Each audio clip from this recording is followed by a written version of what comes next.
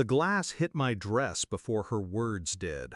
Cold liquid ran down the white lace I'd spent months choosing. Gasps erupted, the music faltered, and there she stood, my sister, smirking, holding an empty glass like a trophy. Here's to the family fraud in white. My mother rushed to her, grabbing her arm, whispering frantic excuses. She didn't mean it. My father looked away, shame tucked neatly behind his silence. I didn't scream. I didn't even wipe the wine off. I just smiled, turned to the guests, and raised my glass as if nothing had happened, because I already knew what was coming for them. That night, while everyone else danced under twinkling lights, I sat in the bridal suite with my laptop. The wedding dress, still stained, lay across the chair. My hands were steady, my mind razor sharp. I froze the shared account. Not the one with my husband, ours was untouched. No, this was the family fund, the account I'd been forced to contribute to since I started working. My sister's tuition, my parents' vacations, their endless emergencies, it had all been siphoned from me. They thought I was their golden goose. They never realized the goose had teeth. I wasn't always their enemy. Growing up, I begged for their approval. Straight A's, scholarships, internships, I chased their praise like a starving dog. My sister, though, she never had to chase. She stumbled, she failed, she demanded, and they gave. When she crashed her car, I paid for repairs. When she failed a semester, I paid for summer classes. When she cried about her future, I paid for therapy she never attended. And when she got into a prestigious university, they turned to me again. You'll help, won't you? It's family. I wired the tuition. Quietly. Always quietly. But love rots when it's one-sided.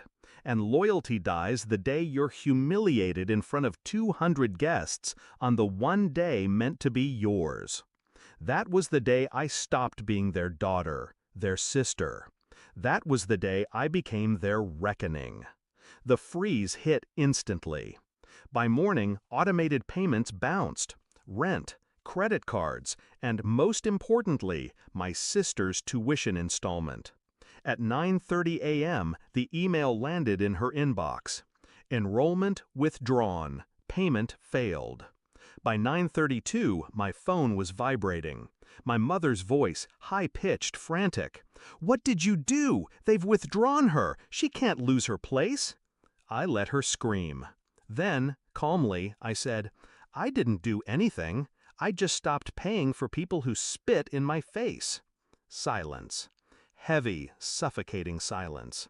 Then the sobbing started. But my plan went deeper than one frozen account.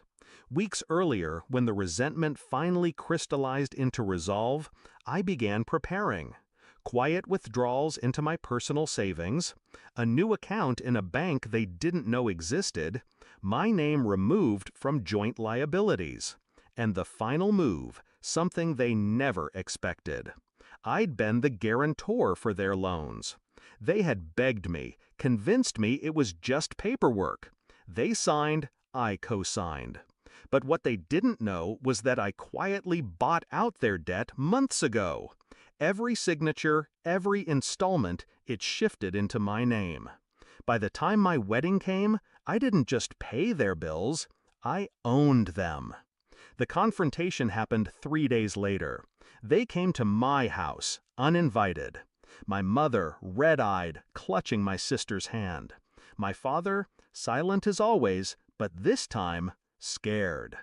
"You can't just abandon us," my mother said. "We're family." I laughed. Cold, sharp. Family? Family doesn't humiliate me on my wedding day. Family doesn't drain me dry and call me a fraud. My sister stepped forward, defiant even in defeat. "You owe me. You wouldn't even have money if it wasn't for this family."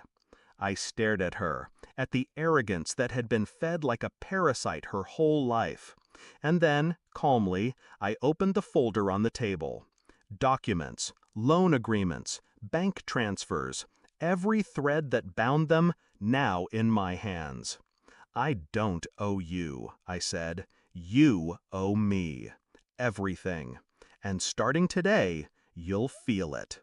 Their collapse wasn't dramatic. It was worse. Slow, inevitable, crushing. The luxury resort membership? Canceled. The car lease? Terminated. Creditors called, interest piled, eviction notices whispered at their door. And my sister, the star student? She tried to reapply, but universities don't wait. Her place was gone. One cruel moment of mockery at my wedding cost her the future she thought was guaranteed. I didn't lift a finger to stop it. Sometimes, late at night, I replay the moment in my head. The glass hitting my dress, the laughter in her eyes, my mother's excuses. And then I remember the phone call at 9:30 a.m., her voice breaking when she realized the safety net was gone. That was the sound of balance returning. Do I feel guilty? No, I feel free. They taught me my only value was what I could give them. So I taught them what it feels like when the giving stops. They thought